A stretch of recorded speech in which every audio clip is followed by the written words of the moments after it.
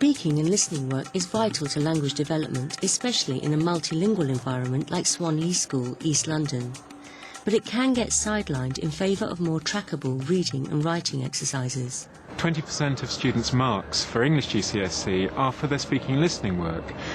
But up until that point, they've gone through the whole of primary education and the whole of Key Stage 3 with the notion of assessment and real work associated with writing, with the production of written text by students. John Yandell is visiting Swanley to mentor one of his graduates, Kate Bomford. Kate did the PGC English course at the Institute last year, and I was her tutor on the course. So I was interested in following up to see how she was progressing in her first year as a fully qualified teacher.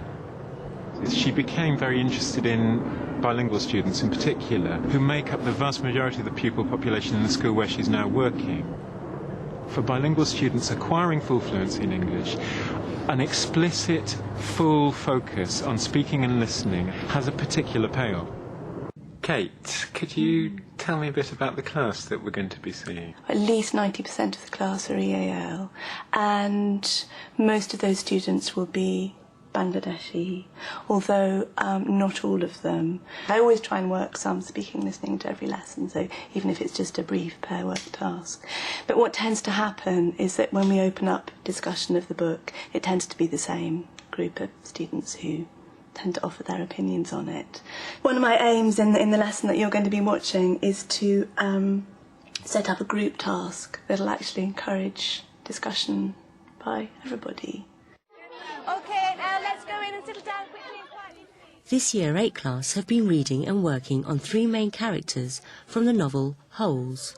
Culturally, it's been very interesting. Some of them have picked up the fact that it's an American book. I'd like you please very quickly to write down everything we know so far about the warden in your books. And do it as a spidergram. I've started you off here. And I'd like you to work in pairs, please. One of the things about speaking and listening is that it is terribly difficult to assess because it disappears. So one of the wonderful opportunities that filming students in the course of speaking and listening activities opens up is the possibility of capturing what's actually happening at a micro level in the classroom.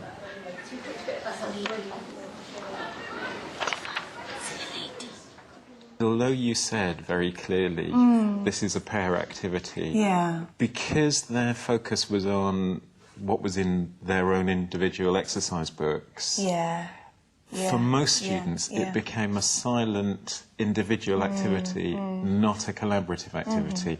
And there was a little bit of kind of whispering, almost as if it wasn't really allowed to collaborate. And I was struck by the contrast between that and the main activity, where the way you'd set it up meant that collaboration was kind of inevitable, because they were sharing one set of statement cards amongst the group. So go ahead, open your envelopes, you can start sorting, and I'll bring round your sugar paper now. The main activity involves sorting statements about 3 main characters: the protagonist Stanley, the quiet and illiterate Zero, and the fearsome warden. Whether the statements are true, false, or not important will then throw up ideas to use in answering questions about motivation and character.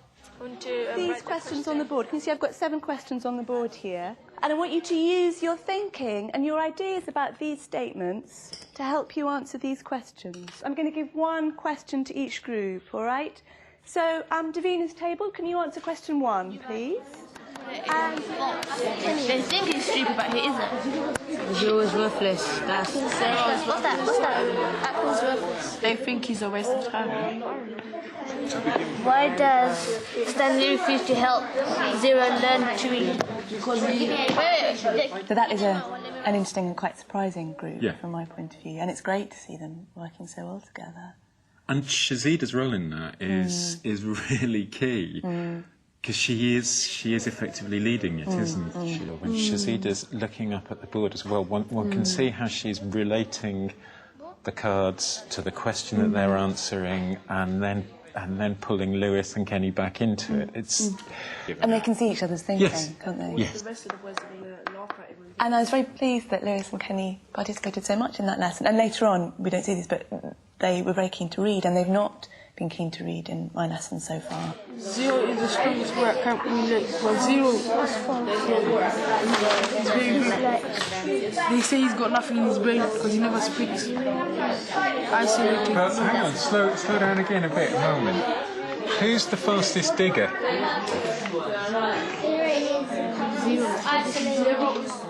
They want to just put them in the right categories. To complete the task. Yeah, to complete the task. Sure, that makes perfect sense. So what I think you inevitably end up doing as classroom teacher is zooming around the groups, slowing the process down, saying, just as you saw me doing there with Junaid. No, I mean, maybe that's not strength.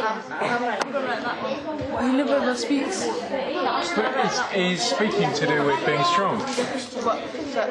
So out of the group, he's like the weakest. Oh, so you're interpreting that as, like, who's got the social power, who controls the group? Yeah. The fact that they interpreted it as social strength, as who's got the social power, is terribly interesting. It's interesting in terms of their reading of wholes and the reading of the dynamic of the group of boys in wholes. That they are more interested in that than the question of who's got the biggest muscles. Yeah, sure, definitely. Does everyone agree with all of these? Yes. It helps when I talk. I have to say my thoughts out aloud.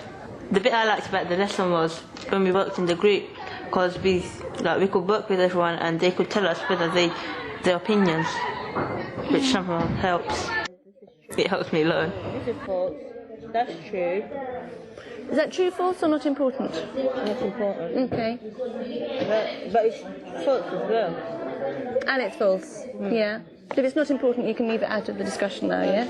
But what's going on there with you and Aisha is another aspect of differentiation which also exists because of the kind of collaborative group activity that you've set up. But you can say things to her, you can push her harder in that oral interaction than you could do if you're managing the whole class in a kind of... Absolutely. Standing by the board front of class. And in a way, my focus on her there was quite deliberate because she's a very, very intelligent, very articulate girl who often doesn't get as much out of lessons as she should, I think. And I was aware of not pushing her exactly, but engaging quite deliberately with her in a very serious conversation. Yes. It says, what are the differences between Zero and Stanley? How is that different? The scribing role isn't necessarily the dominant role. Nevertheless, I wouldn't necessarily have expected Cabral to be taking it. No. Because it's a responsible role, nevertheless, isn't it? There is the opportunity, because of the way that you've set up the task, for students to use questioning of each other in a way that doesn't happen that often, probably, in their experience of formal schooling. Patrick and Nay, did you agree with the girls, everyone? No. That I was going to say I'd be a bit surprised if you did. Is it important, though, for our Stanley and Zero discussion? No, it isn't. It's got nothing to do with Zero. Yeah, absolutely. Or nothing to do with our subject or our theme of Zero and Stanley. We had a bit of disagreements with the phrases and what piles they went in. You need to have more listening and speaking skills to explain something which is very hard. Let's get back to Stanley. You say he's kind, but you also say he's changed. He's changed physically, mentally and emotionally, yeah? It's easier to listen, but I think people like to talk more because they like getting their opinions across. In what ways has he changed? He's more stronger. Stronger, yeah. You're never going to get all the groups functioning perfectly all the time. You were working quite hard to attempt to bridge the gap between the two girls and the two boys. The way I'd set up the seating plan previously, I think Patrick and Nahid hadn't been together as far as I remember. So that was a last-minute adjustment. Because we had our new student, Patricia. Halima is clearly leading the group. What else do you guys think? It's such a mixed ability group within a mixed ability class, and you have Patricia as a new arrival with just about no English, as I understand it. That's right. But But she's absolutely involved in that group. And one can't think of a richer environment for her to be beginning to acquire English than the one that you've provided and the one that her peers are providing within that group. So let's go through these questions one by one. So let's start off with Dilwar's table. And you're answering number 1, shake. Can you tell me a difference between Zero and Stanley? Well, several differences between Zero and Stanley. You've got lots written down, I think. Zero is much stronger than Stanley. Yes, good, excellent, thank you. Anything else? There are lots of differences, aren't there? What else did you have? Cameron? Zero is stupid, whereas Stanley is clever. Okay, interesting. Can we open it up to the whole class? Anyone else have anything to say about that? Zero is isolated. In what way is Zero isolated? He's lonely because no one doesn't talk to him. As opposed to Stanley, who... One of the things I was trying to do in the feedback session was to target students who I don't normally target. But it was great being able to do that, knowing that they'd all had the chance to rehearse their thinking and their responses to something. Like, most people can read and write, whereas he can't. And he probably thinks that Stanley is better than him, and other people think that as well. I think that's very well put, Halima. And his not being able to read and write might, as you say, be one of the reasons why he feels left out, mightn't it? Good, excellent. Anything else that you had down? Worthless. Worthless. Makes him feel worthless. Yeah, absolutely. I wasn't expecting this at all, but it was great. You were prompting individual students to speak, but it was a huge bonus that Patricia had been set up by her group so that she could demonstrate to the whole class that she was an active participant. She belonged there too. Does the fact, though, that he chooses Stanley to help him to learn to read, does that mean he actually likes him? Everyone's finding out about him now, so he's everyone probably thinks of him as new. What does anyone else think? Do you think Zero does like Stanley? Halima? Zero feels that he can talk to Stanley and communicate with him very well. Like, talk to him and, like, basically tell him how he feels and stuff. I think that's true. Question number 6, which was Junaid's table. Yes? What do the other boys think of Zero? They gave him a nickname and everything. They started to make friends with him. But Zero, he's very quiet and they never used to speak with him that much. And he never used to speak that much as well. Because he's, like, quiet and doesn't speak. I think we should be given time to talk because we're the ones basically learning. It would be kind of boring if it's always the teacher talking, we're just writing. It wouldn't be that much fun. That's a good way of putting it, Patrick.